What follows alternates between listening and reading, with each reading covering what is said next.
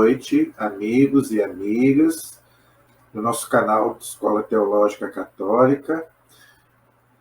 Vamos rezar antes da gente começar o nosso vídeo de hoje, pedir a Deus que nos ilumine e nos abençoe em mais essa noite, que a gente possa colocar aqui alguma coisa daquilo que o Senhor tem para nos falar.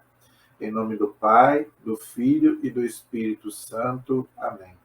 Vinde, Espírito Santo, enchei os corações dos vossos fiéis. Acendei neles o fogo do vosso amor.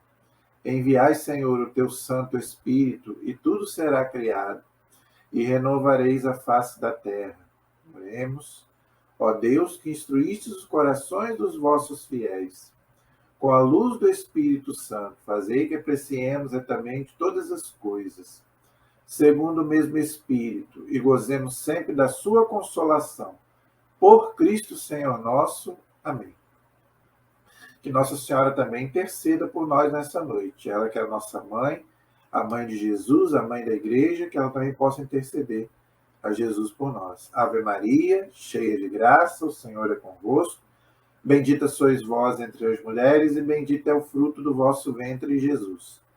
Santa Maria, Mãe de Deus, rogai por nós, pecadores, agora e na hora de nossa morte. Amém. Glória ao Pai, ao Filho e ao Espírito Santo, como era no princípio, agora e sempre. Amém. Nossa Senhora Aparecida, rogai por nós. São José, rogai por nós. Em nome do Pai, do Filho e do Espírito Santo. Amém. Boa noite, amigos e amigas. Hoje nós vamos mais uma vez continuar o nosso estudo do Catecismo da Igreja Católica, tá? Que nós estamos fazendo. Nós estamos estudando a Cristologia sobre Jesus. Nós paramos no parágrafo 530. Hoje nós vamos continuar a partir do parágrafo 531, no Catecismo. É a página 149 do Catecismo Amarelinho. Quem tem o Catecismo quiser me acompanhar, é a página 149, o parágrafo 531. O título é Os Mistérios da Vida Oculta de Jesus. Nós já falamos aqui que a vida de Jesus toda é um mistério, porque Jesus é Deus, e Deus é um mistério, né? Nós nunca vamos compreender Deus 100%. E quando fala que vida oculta de Jesus, vai falar da vida de Jesus dos 12 aos 30 anos, tá? Que a Bíblia fala muito pouco, ok? E não tem muito, vamos dizer assim, tem muita especulação sobre isso. O que Jesus fez dos 12 aos 30 anos? Ele teve na Índia, ele teve em outros lugares? Não. O que a igreja ensina? A igreja ensina, a tradição da igreja ensina, que Jesus ficou ali em Nazaré, trabalhando com São José na carpintaria, né? Tanto que a Bíblia fala que Jesus é o carpinteiro, não é não somente o filho do carpinteiro, mas Jesus é o carpinteiro. Então Jesus trabalhava como carpinteiro, então Jesus não saiu dali. Tá? Então, até os 30 anos, ele ficou trabalhando com São José, tá? Como carpinteiro. Dos 30 aos 33, ele se apresentou a Israel como Messias, né? Pregou o Evangelho e depois nós sabemos toda a vida dele. Tá? Então, vamos ver o que o Catecismo nos ensina sobre essa vida oculta de Jesus, dos 12 aos 30 anos. Durante a maior parte de sua vida, Jesus compartilhou a condição da imensa maioria dos homens. Olha o que o Catecismo está ensinando. Então, a vida de Jesus foi a mesma vida nossa, né? Jesus viveu, diz a carta aos Hebreus, que Jesus viveu tudo o que nós vivemos, menos o pecado. A única coisa que Jesus não fez foi pecar. O resto Jesus viveu, tudo que nós vivemos. Tá? Então, não teve muita... a vida de Jesus não foi muito diferente da nossa. Ele só não teve o pecado, tá? Mas ele viveu tudo que nós vivemos. Então, uma vida cotidiana sem grandeza aparente. Então, Jesus foi pobre, tá? Por isso que eu falei que ele viveu ali em Nazaré, não saiu dali, então Jesus não viajou, o povo fala, né? Ah, Jesus esteve na Índia, Jesus esteve não sei aonde, no Brasil. Não, Jesus não esteve em lugar nenhum. Jesus não saiu dali, vivendo humildemente como carpinteiro com sua mãe e seu pai, tá? Lógico que ele ia nas sinagogas, porque ele, como um bom judeu, ele, né, aos sábados ia nas sinagogas, né? Então Jesus teve uma vida normal como nós. Trabalhou, não é? Ia ao templo, tá? Porque naquela época, né, Jesus vivia a religião judaica ainda, ele ainda não tinha rompido com o judaísmo nessa época, não é? Então ele ia para a sinagoga, tá bom? Vida de trabalho manual, olha aí, tá vendo? Então Jesus trabalhou. Por isso que eu fiz um vídeo aqui só sobre o trabalho, tá? Então Jesus trabalhou. Vida religiosa, judaica, submetida à lei de Deus. Aí, tá vendo? Acabei de falar. Então, Jesus fez o quê? Trabalhou e viveu a vida religiosa no templo de Jerusalém, que era, né, como um bom judeu, tá bom? Então, Jesus não viveu nada diferente disso. São Paulo vai dizer lá na carta aos Gálatas, no capítulo 4, versículo 4, que Jesus viveu de acordo com a lei, submetido à lei de Moisés. Ele só rompeu depois que os judeus não o aceitaram. Ele começou a fazer sua pregação, os judeus não o aceitaram, não é? E ele acabou, então, rompendo com o judaísmo, aí sim, fundou a igreja, que a gente vê lá em Mateus 16, tá bom? Mas Jesus, até isso, ele viveu dentro do judaísmo, tá bom? Então, Jesus, sim, nasceu judeu e submetido à lei de Deus. Que lei de Deus? A lei de Moisés. Tanto que ele fala, né? Eu não vim para mudar a lei, eu vim para aperfeiçoar a lei, tá? Vida na comunidade, olha aí, tá vendo? Por isso que eu falo, gente, Jesus viveu na comunidade, Jesus não viveu sozinho lá no cantinho dele, não, Jesus viveu como nós, tá? Então, por isso que é importante a comunidade aqui é o quê? É a igreja, que na época de Jesus era o templo. Então, Jesus ia, o que diz o Evangelho de São Lucas? Jesus ia com seus pais todos os anos às festas, né, da Páscoa, todas as festas Jesus ia, tá?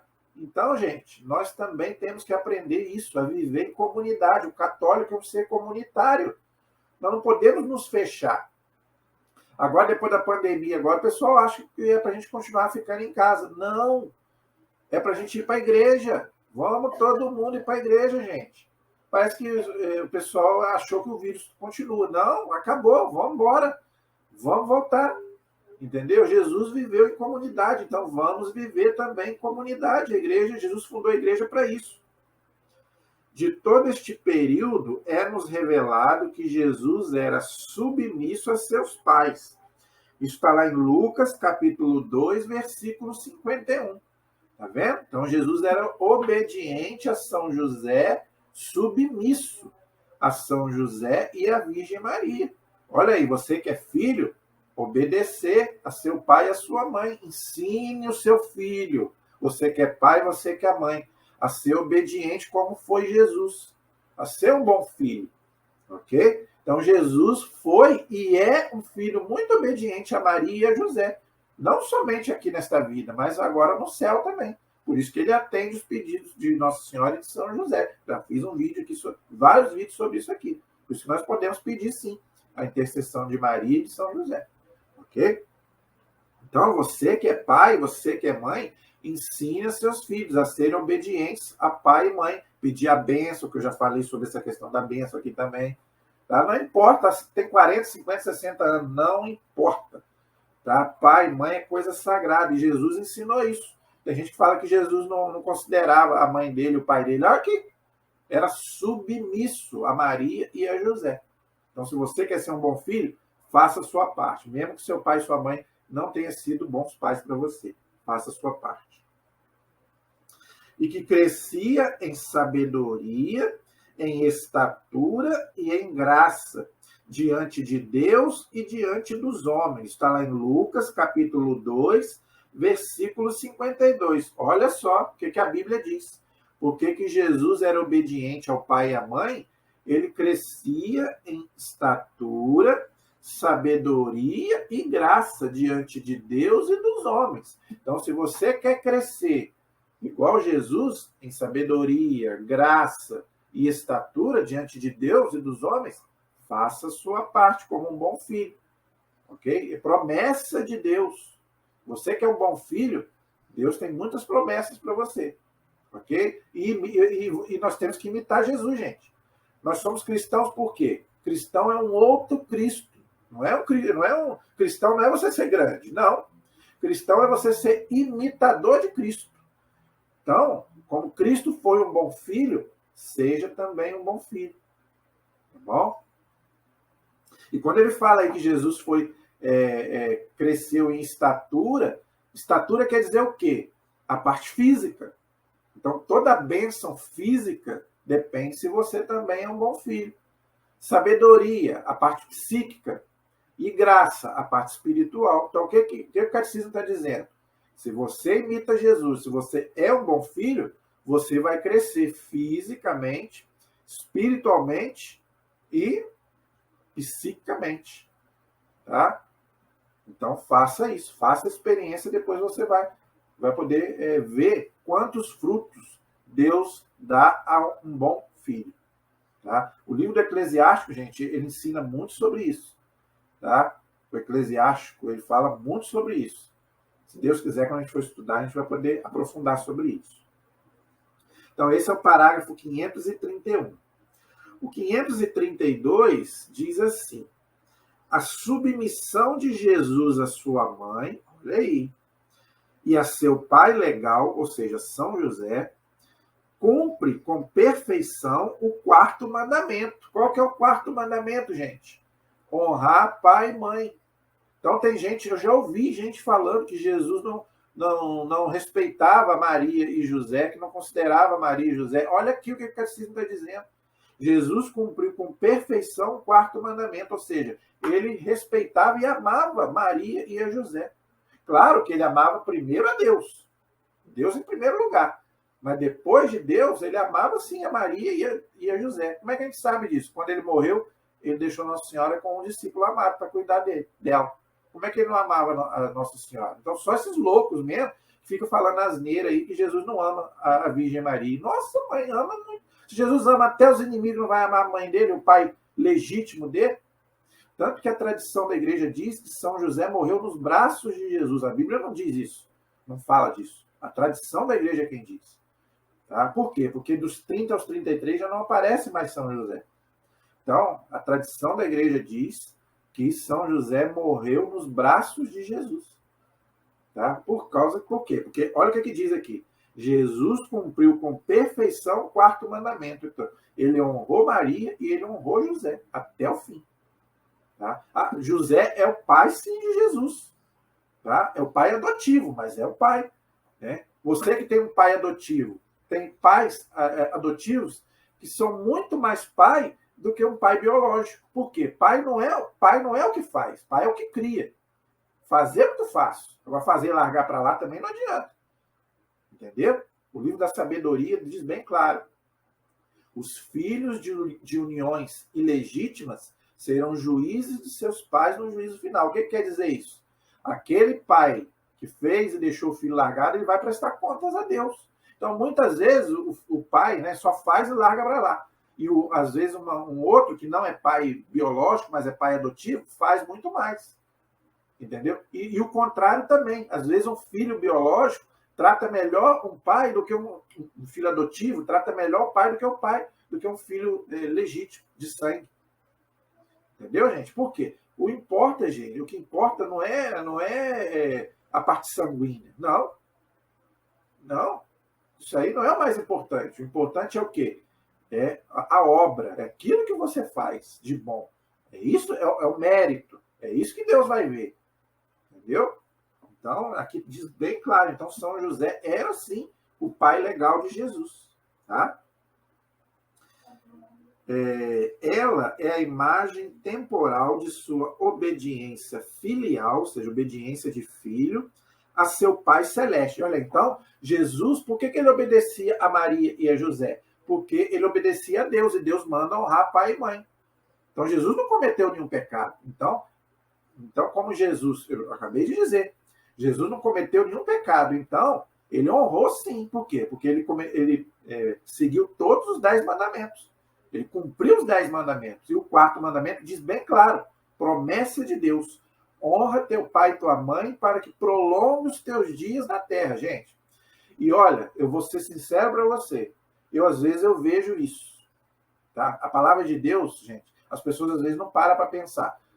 Para pensar os filhos que vivem mais, se eles não são bons filhos.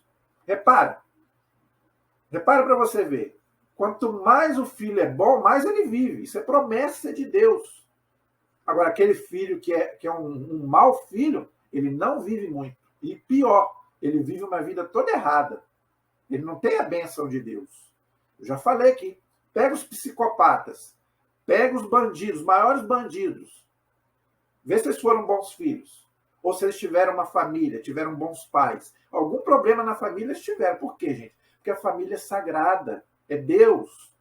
São duas instituições que Deus fundou nesse mundo. A igreja e a família. Desde lá do Gênesis.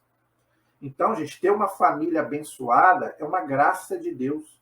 Então, se você tem a sua família, se você tem pai, se você tem mãe, se você tem seus filhos, se você tem realmente família mesmo, estruturada, que tem o temor de Deus e que se ama, você tem tudo. Você tem muita graça de Deus. Entendeu? É uma bênção uma família estruturada. Por quê? Senão Jesus não tinha vindo numa família. Por que a gente chama Sagrada Família? Jesus, Maria e José. Jesus quis, ele não precisava ter uma família. Jesus quis ter uma família. Então, se você tem a sua família, dê valor. Louve a Deus pela sua família.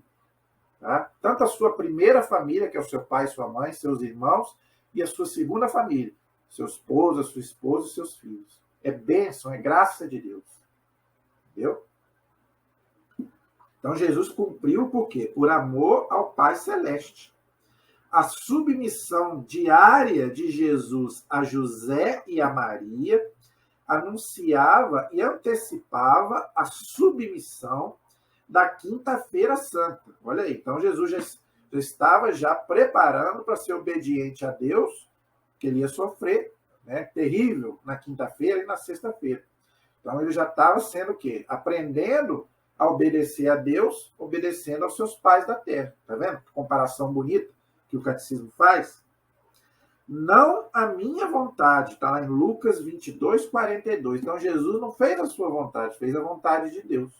Tá? E ele aprendeu isso com quem? Com Maria e com José, que eram fiéis a Deus, eram justos.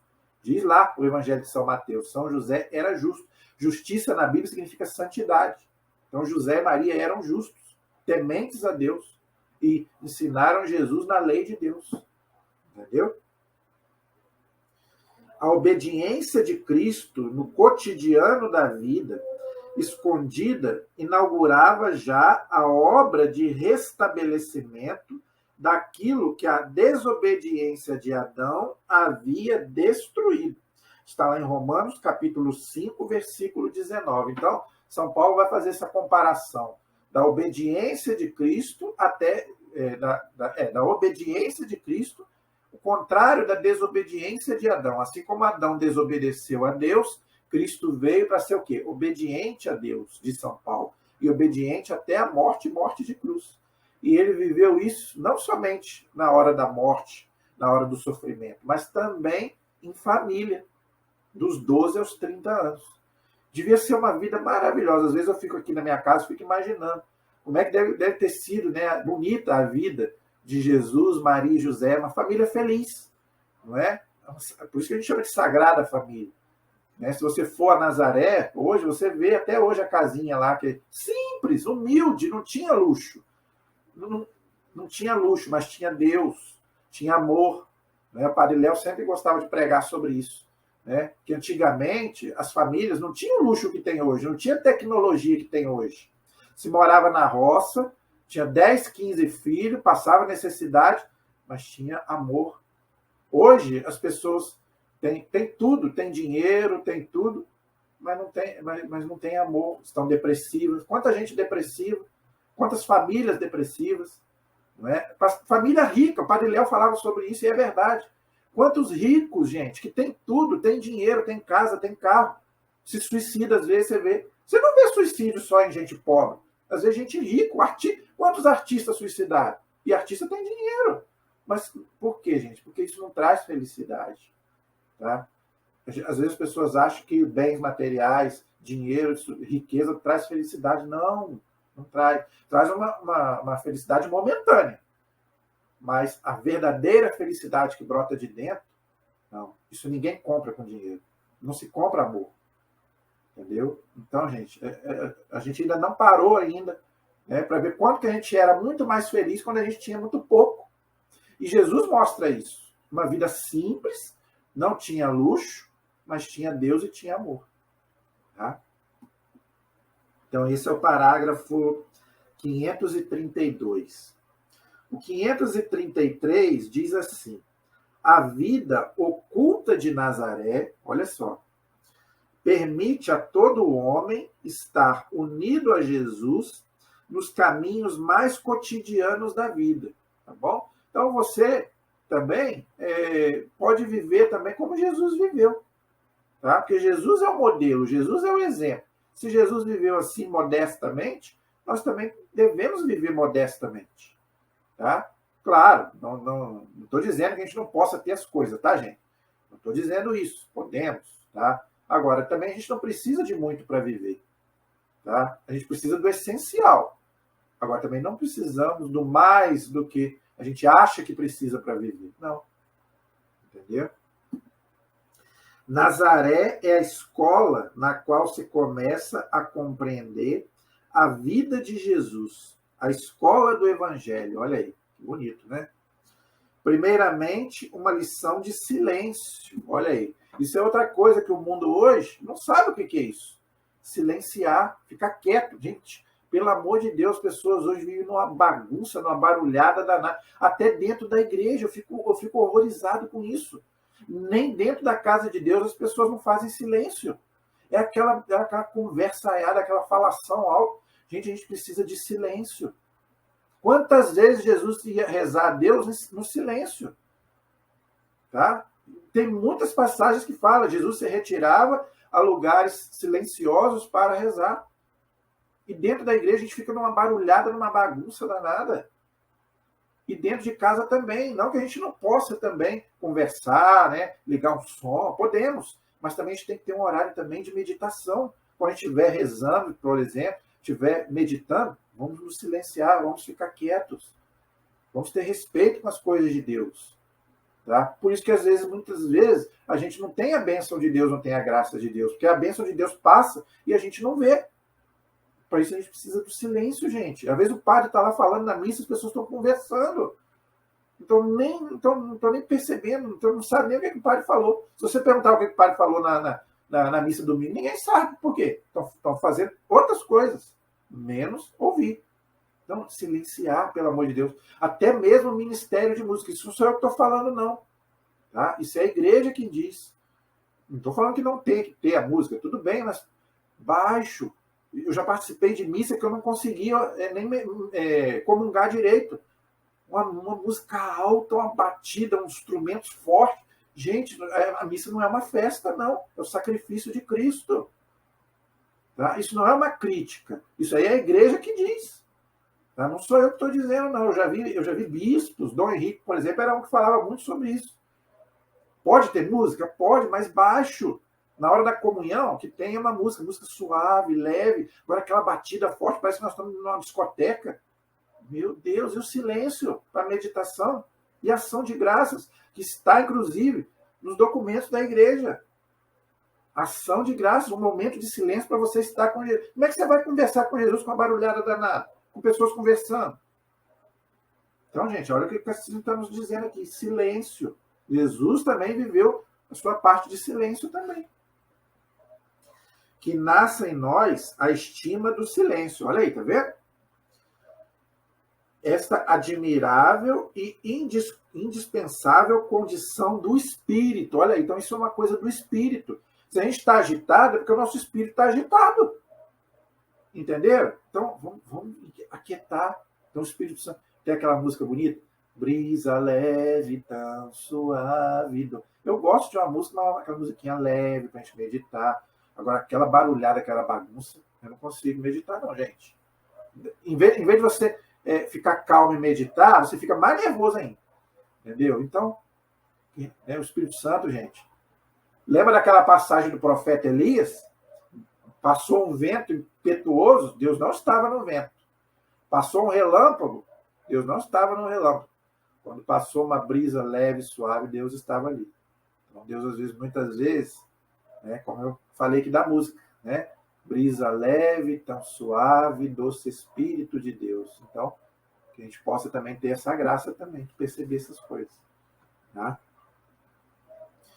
Uma lição de vida familiar. Olha aí, tá vendo, gente? Então, Jesus nos deu uma lição de vida familiar. Tudo que eu já falei aqui, a importância da família. Jesus santificou a família. Por que o encardido quer destruir a família hoje? Porque sabe que a família é o alicerce. São João Paulo II dizia, a família é o santuário da vida. O que é um santuário, gente? Lugar sagrado.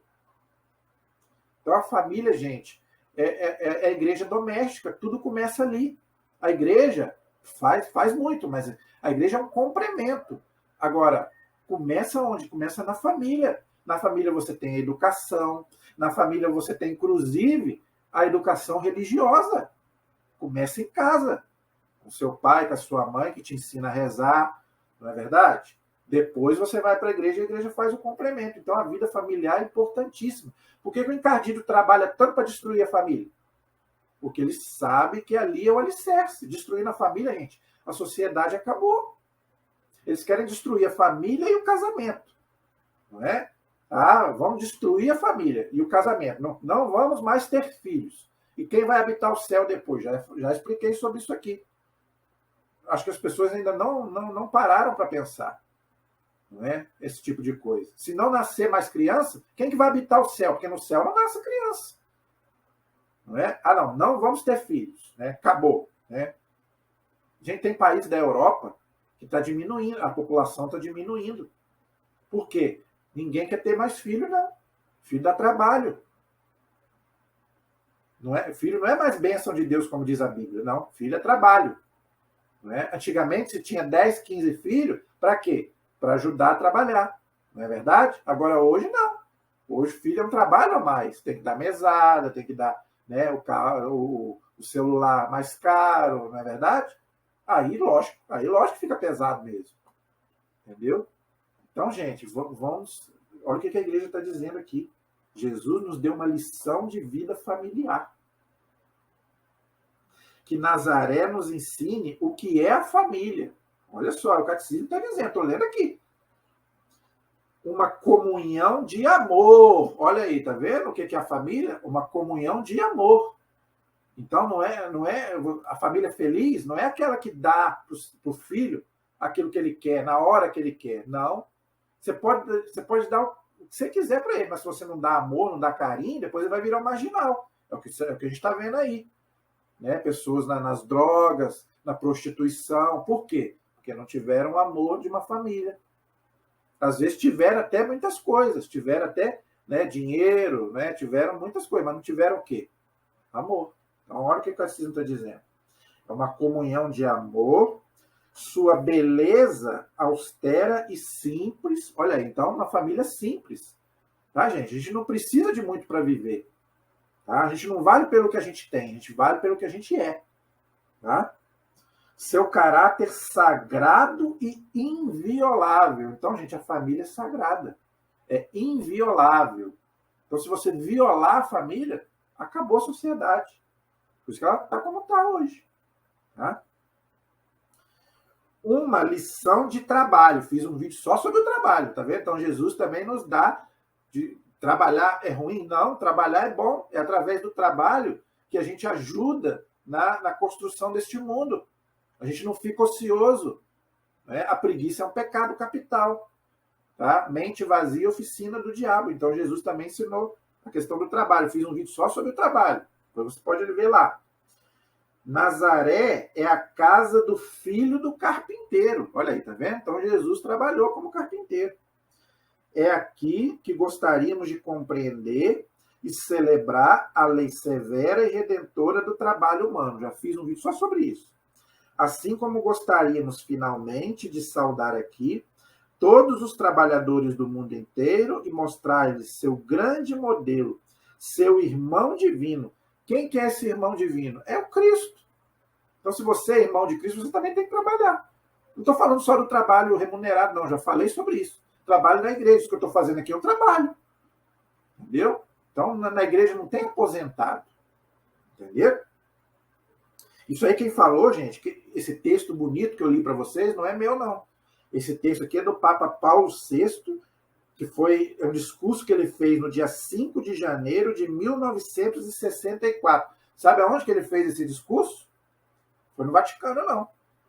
É em Nazaré, está aqui no Catecismo. Paulo VI, discurso do dia 5 de janeiro de 1964, em Nazaré, lá na casa. Ele visitou a casa de Jesus, Maria e José, e a carpintaria ali de São José, que existe até hoje. Entendeu? Se você faz peregrinação, você pode conhecer, quem sabe, né? Isso, para mim, é difícil, porque eu não ando de avião, tenho medo de avião. Então, para mim, vai ser difícil, mas seria um sonho para mim conhecer. Já pensou entrar na casa que Jesus morou com Maria e com José? Seria uma emoção muito grande, não é? Então, se você pode, vá à Terra Santa, vá a Nazaré, que você vai ver lá a casinha e também a carpintaria de São José. Esse é o parágrafo 533. O parágrafo 534 diz assim: o reencontro de Jesus no templo, que está lá em Lucas 2, de 41 a 52, é o único acontecimento que rompe o silêncio dos evangelhos sobre os anos ocultos de Jesus. Eu vou ler tudo, depois eu vou explicar, tá? Rompe o silêncio dos evangelhos sobre os anos ocultos de Jesus. Nele, Jesus deixa entrever o mistério de sua consagração total a uma missão decorrente de sua filiação divina, ou seja, filho de Deus. Não sabeis que devo ocupar-me das coisas de meu Pai? Está lá em Lucas, capítulo 2, versículo 49. Então, Jesus já tinha ciência, já com 12 anos, que ele era o filho de Deus. Tá vendo?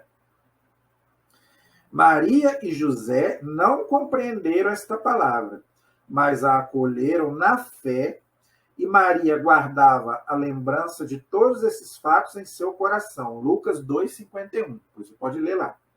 Ao longo dos anos em que Jesus permanecia mergulhado no silêncio de uma vida extraordinária. Então, gente, o que o Catecismo está dizendo aqui? Que a única coisa que os evangelistas narraram de Jesus, da sua infância, foi esse acontecimento aqui, que Jesus tinha 12 anos e ele foi perdido lá no templo, e Nossa Senhora e São José, depois de 3 dias, o encontraram. Tá? A Bíblia não fala mais nada sobre a vida de Jesus, dos 12 aos 30 anos. Tá? Então, o que a gente sabe é o quê? Que Jesus ficou ali em Nazaré, trabalhando como carpinteiro e indo ao templo de Jerusalém, nas sinagogas. É o que a gente sabe. É o que a tradição da igreja nos ensina. Entendeu? Por quê que não tem mais nada? Porque Jesus não fez mais nada de extraordinário. A Bíblia narra o quê, gente? Aquilo que é importante para a nossa salvação. E Jesus não fez mais nada que merecesse destaque, vamos dizer assim, a ponto dos evangelistas escreverem. Simplesmente isso. E outra coisa, eu já falei e vou repetir. Nem tudo que Jesus fez foi escrito na Bíblia. Tá? Eu sei que isso aí dá pano para manga, tem gente que não gosta que a gente fala isso, mas naquela época era difícil escrever, era complicado, era difícil. O próprio Jesus não escreveu nada. Tá? Então, isso é uma prova de que nem tudo que Jesus fez foi escrito na Sagrada Escritura. Tá? Mas isso não quer dizer que Jesus não tenha feito outras coisas importantes. Fez. Tanto que o Evangelho de São João diz: se fosse escrever tudo que Jesus fez, não ia ter livro no mundo para poder contar. Ele fez muita coisa, só coisa boa. Entendeu? Mas então o que foi escrito? Só aquelas coisas que a gente precisa saber para a nossa salvação. Então, é simplesmente por isso. Então, não vamos ficar especulando. falando um monte de besteira, que Jesus teve aqui, teve a... Não teve lugar nenhum. Jesus não saiu dali trabalhando, tá? E indo ao templo de Jerusalém, ok? E esse texto aqui do encontro de Jesus no templo é muito conhecido, nós já conhecemos, eu penso que não precisa da gente falar muito mais, que nós já sabemos, né, tudo que aconteceu aqui, tá? Então, esse é o parágrafo 534. O parágrafo 535 vai falar o quê, gente? Os mistérios da vida pública de Jesus. Então, agora Jesus vai pegar Jesus dos 30 aos 33, ou seja, a vida pública dele, ou seja, a missão dele como Messias. Até agora, nós vimos o quê? A vida oculta dele, até os 30 anos, não é?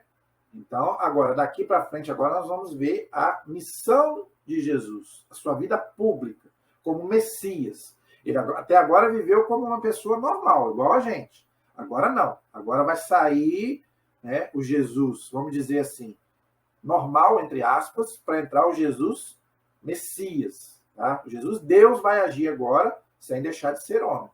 Ok? É o que a gente vai ver agora nas próximas aulas, começando hoje, e continuar nas próximas aulas. Tá? E o começo dessa vida pública de Jesus é quando? Está aqui, no parágrafo 535.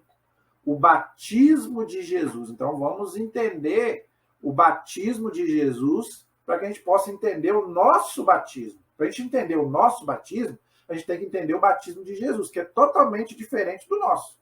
O nosso batismo é sacramento. O de Jesus não era sacramento. Bom, vocês vão entender.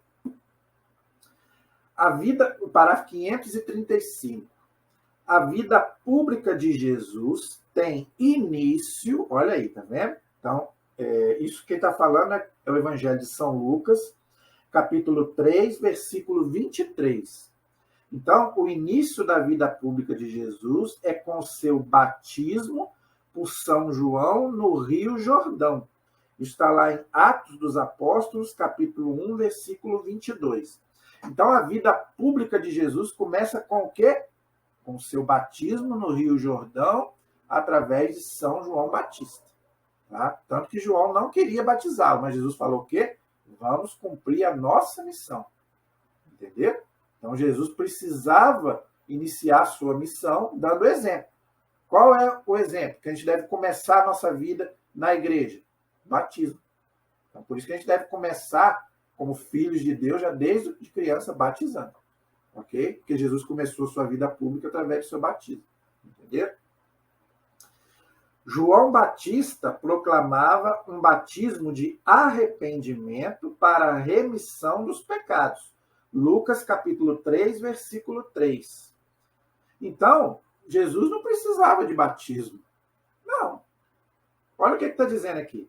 João Batista proclamava um batismo de arrependimento para a remissão dos pecados. Jesus não precisava de batismo. Jesus não tinha pecado. Então, por que Jesus batizou? Para nos dar o exemplo. Agora, veja. Arrependimento e remissão dos pecados. Para que a criança vai batizar se ela não tem pecado? Mas não, por isso que eu estou falando, o batismo de Jesus não é o nosso batismo. Por que eu estou falando isso? Porque muita gente nos critica, nós católicos. Por que vocês batizam crianças se Jesus batizou adulto? Jesus não precisava de batizar, meu amigo. Ele só fez aquilo ali para nos dar o exemplo. Agora, o batismo de São João Batista não é sacramento, não é o mesmo batismo nosso. Não. Porque o nosso batismo ele tem duas finalidades. Já falei aqui 20 vezes, eu vou falar mais uma.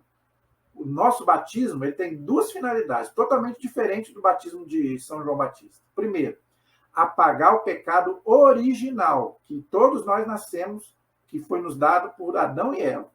Lá no Gênesis, que eu já fiz vários vídeos sobre isso. Segundo, para nos fazer filhos de Deus, diz São Paulo lá na carta aos Romanos.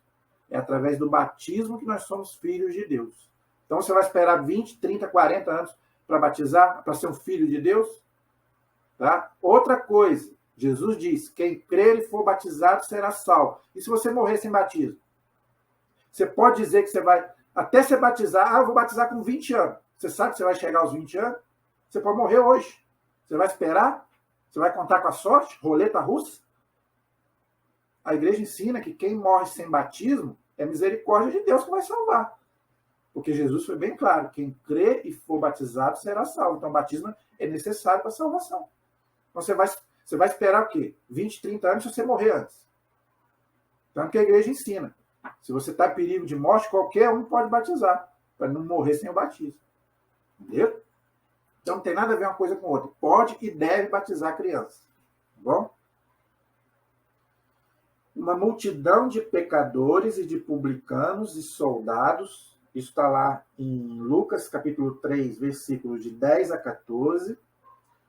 Fariseus e saduceus, está em Mateus, capítulo 3, versículo 7.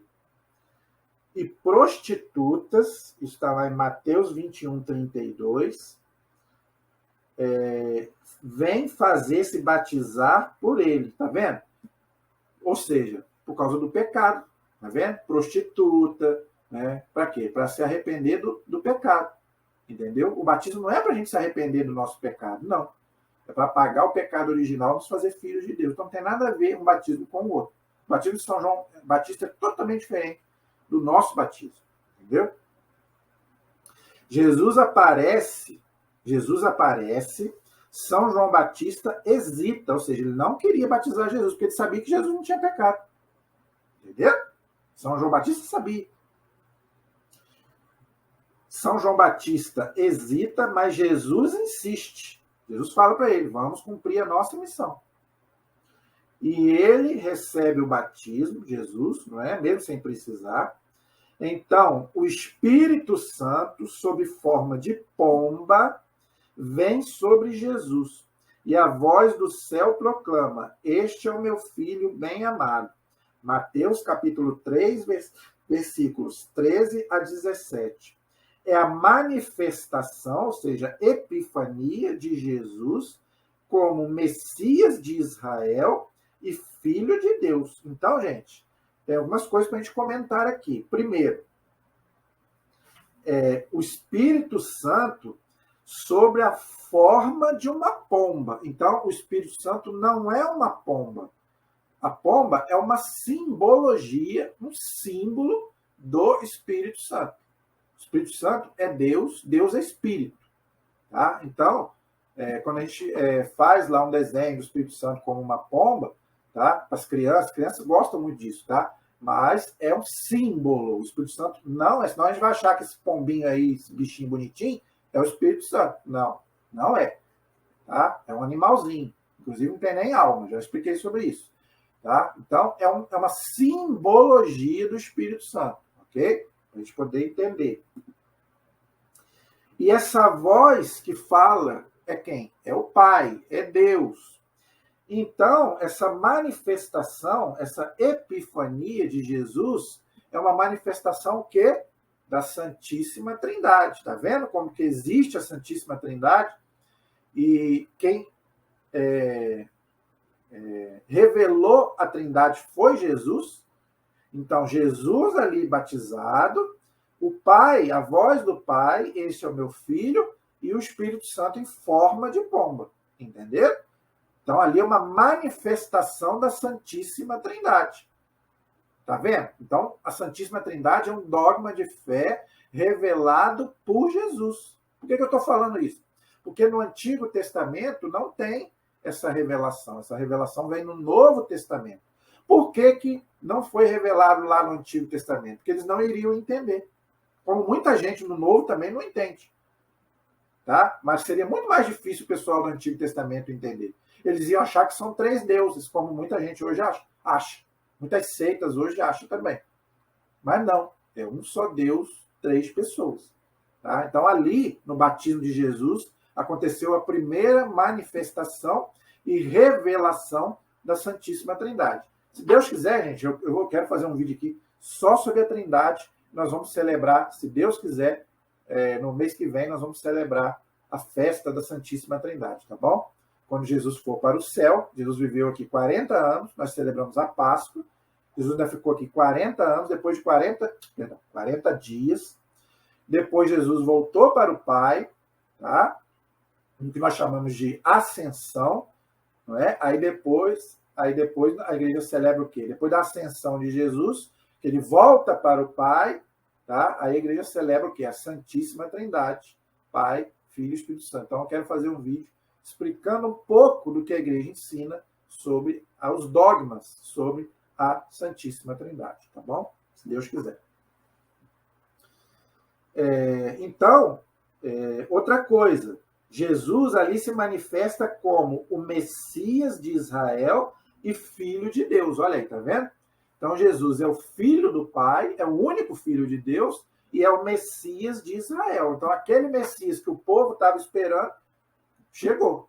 No batismo ali, é a primeira manifestação do Messias para Israel. É uma pena que eles não vão aceitar esse Messias e não aceitam até hoje. Infelizmente. Paciência. Esse é o parágrafo 535.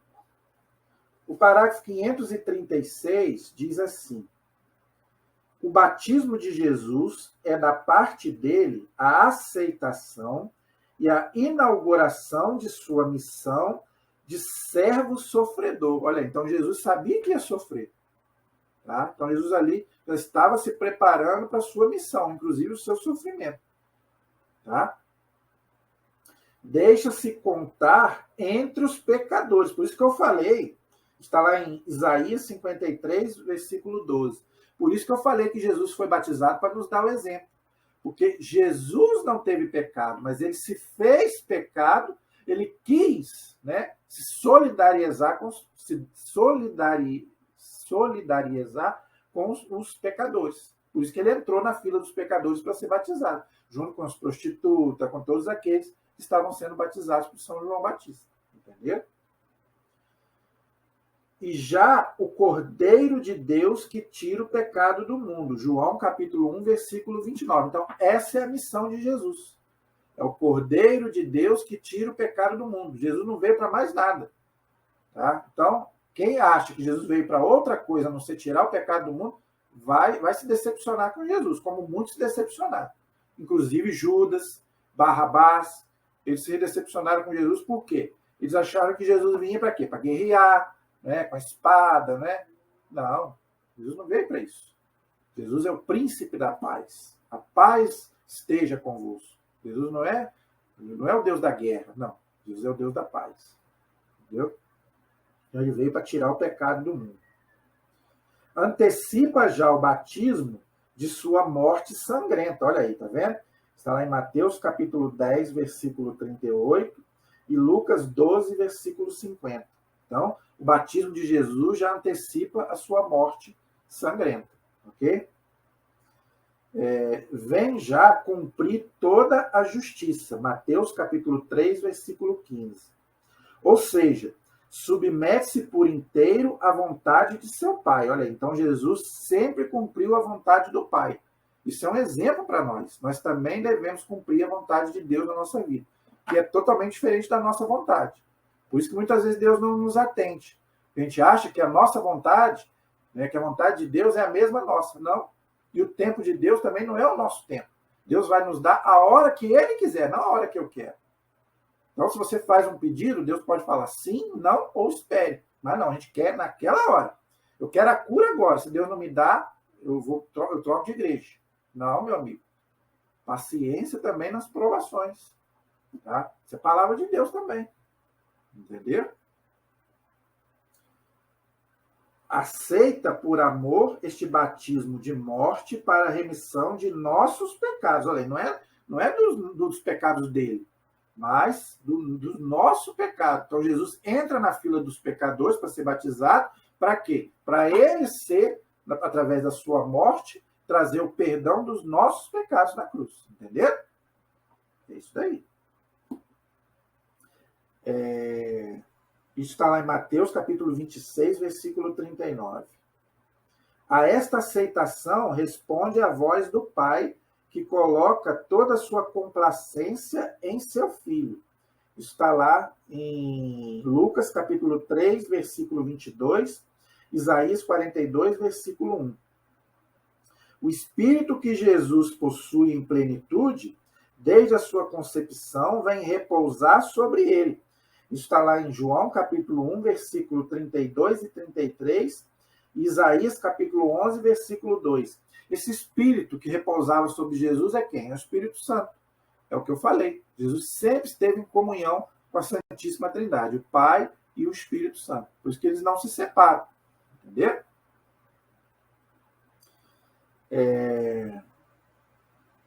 Jesus será a fonte do Espírito para toda a humanidade. No batismo de Jesus, abriram-se os céus. Mateus capítulo 3, versículo 16. Que o pecado de Adão havia fechado. E as águas são santificadas pela descida de Jesus e do Espírito, prelúdio da nova criação. Não sei se você entendeu o que o Catecismo está explicando aqui. Uma coisa muito importante. Foi o batismo de Jesus que abriu o céu. O céu estava fechado por causa do pecado de Adão e Eva. Então, ninguém foi para o céu antes de Jesus, antes da ascensão de Jesus. Então, Jesus abriu o céu através do seu batismo e depois, quando ele morreu, ressuscitou e foi para o céu, aí ele levou com ele todos os justos. Tanto que ele fala para o ladrão, hoje estarás comigo no paraíso, no céu. Então, antes de Jesus, ninguém foi para o céu. Então, Elias não foi para o céu, Enoque não foi para o céu, ninguém do Antigo Testamento foi para o céu.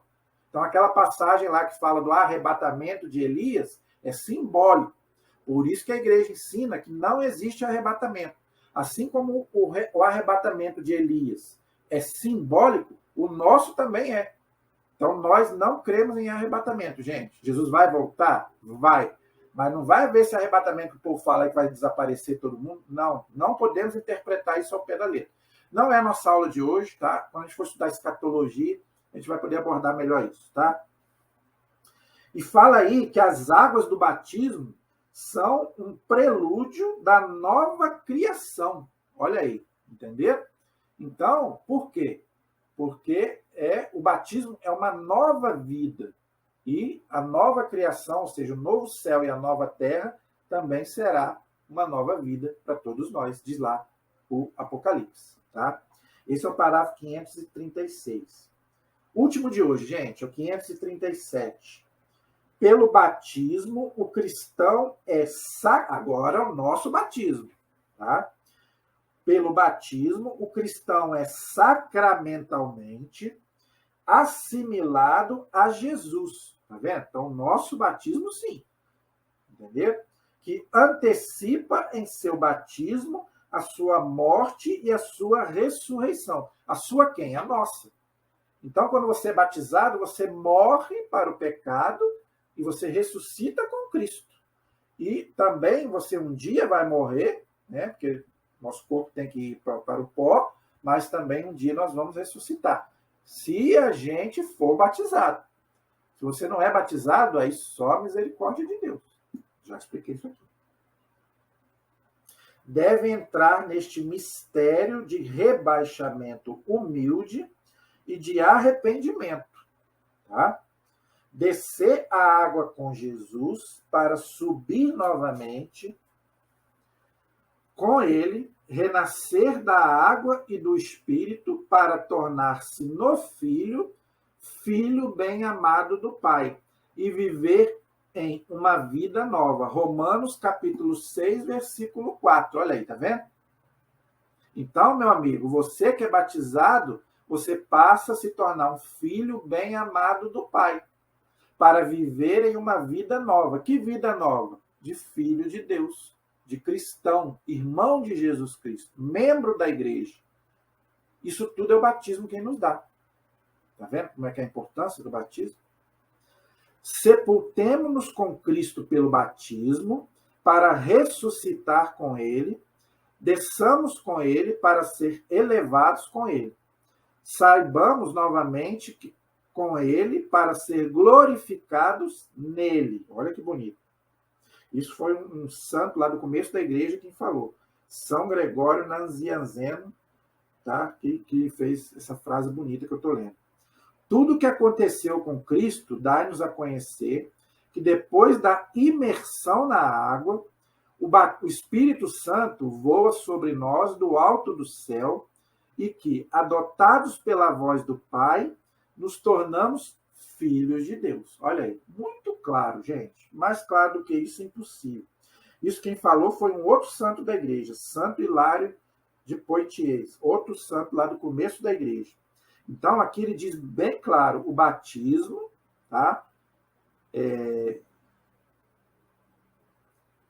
Nos dá a conhecer que depois da imersão na água, o Espírito Santo voa sobre nós do alto do céu e que, adotados pela voz do Pai, então Deus nos adota como filhos, porque o único filho dele é Jesus, nos tornamos filhos de Deus. Olha que bonito, entendeu?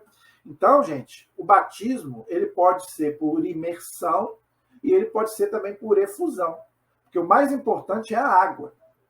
Tá? O mais importante é a água, ok? Então, quando você derrama a água e você coloca ali a criança ou o adulto que seja, simboliza o quê? Né?